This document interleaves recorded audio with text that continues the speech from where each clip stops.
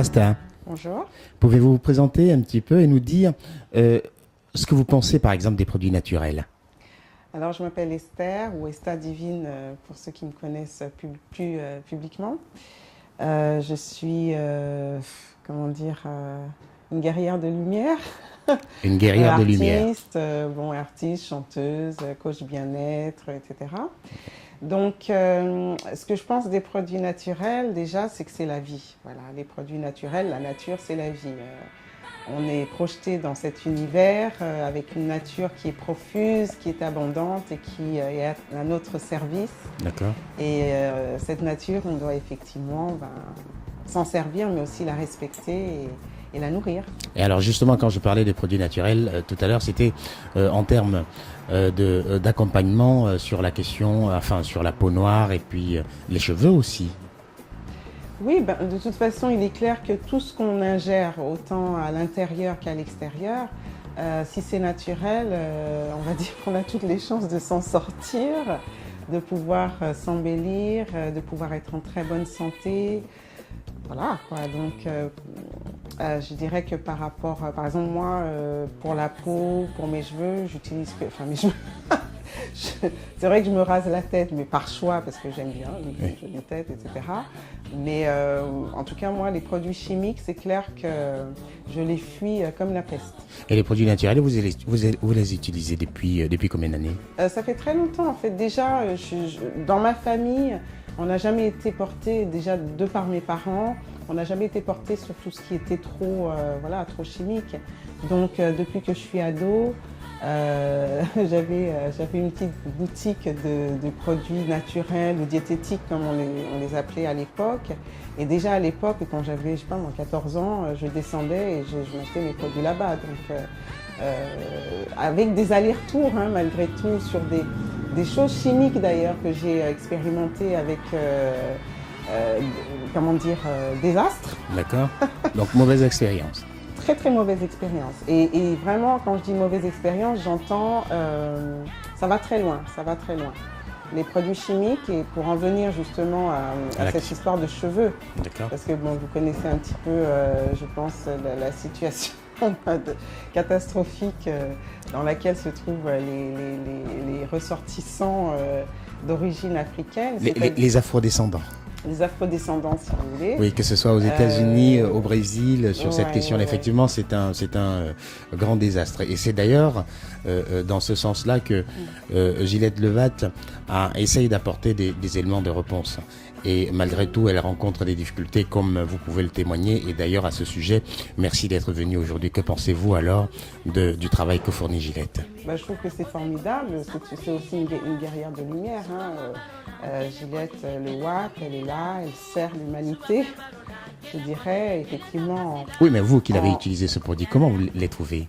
Moi, je les trouve formidables. Ces produits-là sont formidables, ils sont variés, ils sont à la fois purs et ils relèvent d'une technologie qui est une technologie scientifique, mais la science de la terre, la science de la nature à notre service.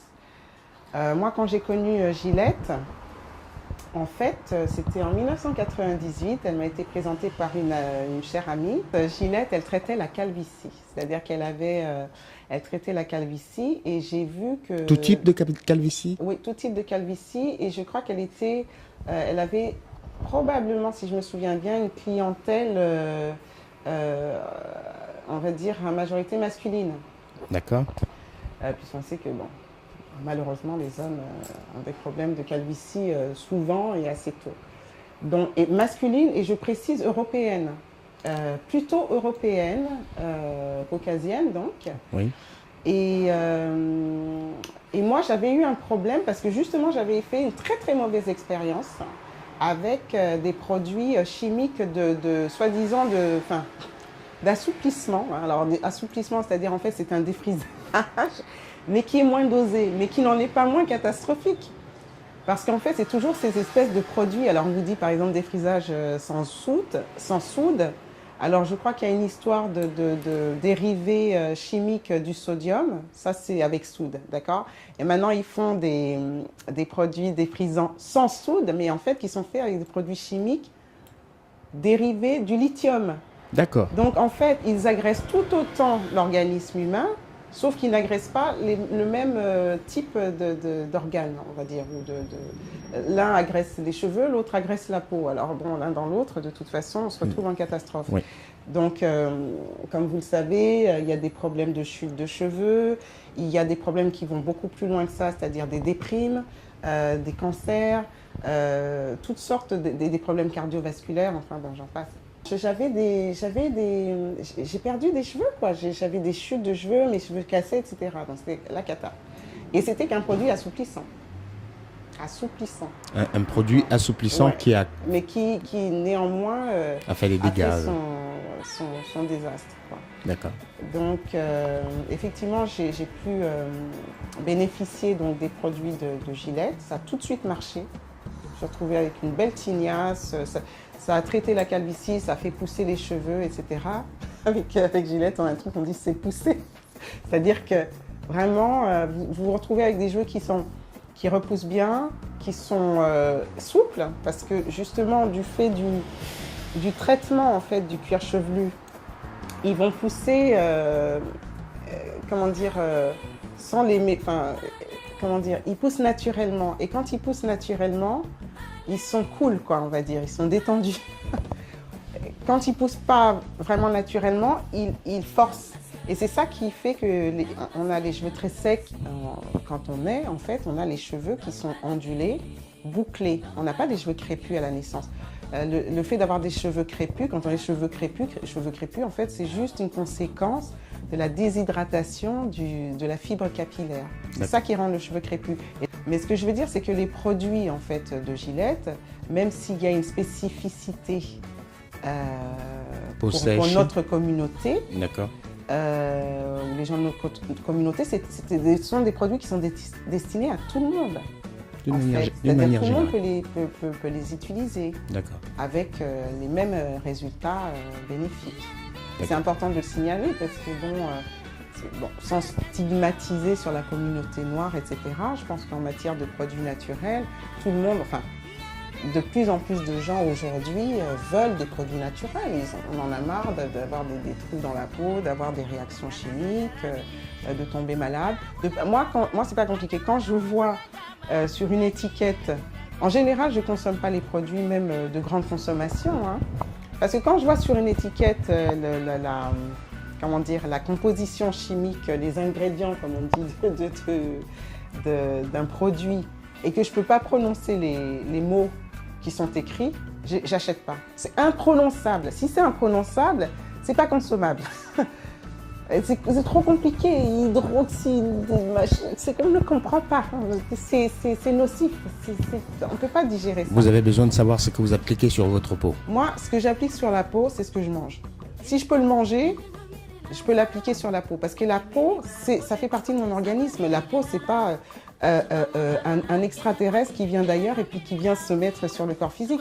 Ça fait partie intégrante de mon être, de lumière, mon corps physique. Et je dois traiter ma peau, je dois traiter mes cheveux de la même façon que je traite mon intérieur. Alors Esther, au regard de la difficulté que vit l'Institut Gillette Levatte aujourd'hui, est-ce que l'on peut imaginer que cette situation puisse être générale ou pas? C'est une très bonne question parce qu'effectivement, il y a des gros problèmes aujourd'hui en matière de distribution ou de commercialisation des produits naturels. Des produits, des plantes, des herboristes rencontrent également des problèmes.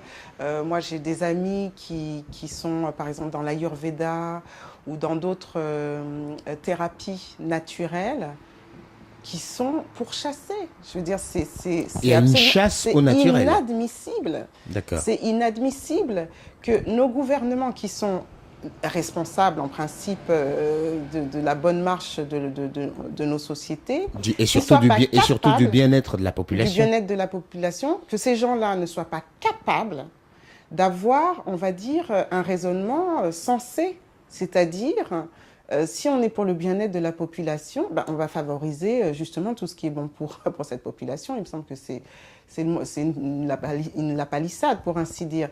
Donc, il y a effectivement il y a un acharnement, en fait, complètement... Enfin, je ne vais pas dire qu'il est injustifié, parce que si, il est justifié. Cet acharnement qu'il y a contre les produits naturels, en fait, il relève juste de la politique économique, en fait, qui consiste à favoriser les lobbies. Et on sait très très bien aujourd'hui que si, pour même aller très loin dans le débat, que si pour soigner des cancers, on n'a pas besoin de faire des chimiothérapies ou des choses qui sont toxiques pour l'organisme, eh bien les gros lobbies pharmaceutiques vont couler. Et aujourd'hui, on le voit très bien, quand des gens ont des résultats qui sont bénéfiques sur leur santé,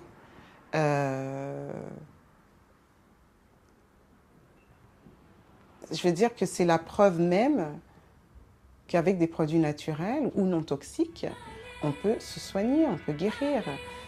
Et ça met en péril, fatalement, ces gros lobbies-là qui en ont rien à faire, en réalité, de la santé à long terme hein, des gens. Alors, je ne me dresse pas, on va dire, je ne nie pas totalement les bénéfices de la médecine, parce qu'elle a aussi son rôle à jouer, d'accord ? Bien sûr. Mais il faut être raisonnable, il faut être sensé, il faut donner du corps et de la matière et de l'amour aussi à ce qu'on fait. Je vais donner un exemple. Il y a aujourd'hui, juste pour corroborer ces idées-là qu'on est en train de mettre en place, les thérapeutes, d'accord, qui soignent et qui guérissent par les soins naturels, très très curieusement, on qualifie cette médecine de médecine parallèle ou de médecine douce. C'est de la médecine douce parce qu'elle n'agresse pas l'organisme, mais c'est une médecine qui est puissante. Puissante. Bien sûr. Donc il y a une espèce de montée en fait de l'ignorance avec cette espèce de prolifération complètement hystérique des produits chimiques jusqu'à vraiment abus, quoi. Il y a une outrance, même on le voit aux infos, hein, je veux dire, les problèmes de sécurité sociale, les produits qui sont remboursés, pas remboursés, les produits, alors tout d'un coup on découvre, je ne vais pas citer de nom, mais enfin on va découvrir qu'au bout de 30 ans, il y a des gens qui sont morts du cancer parce qu'ils ont consommé tel médicament qui finalement voilà, a été retiré du marché. Au bout de 30 ans, les naturopathes, par exemple, vous vous rendez compte que ce n'est pas remboursé par la Sécu ?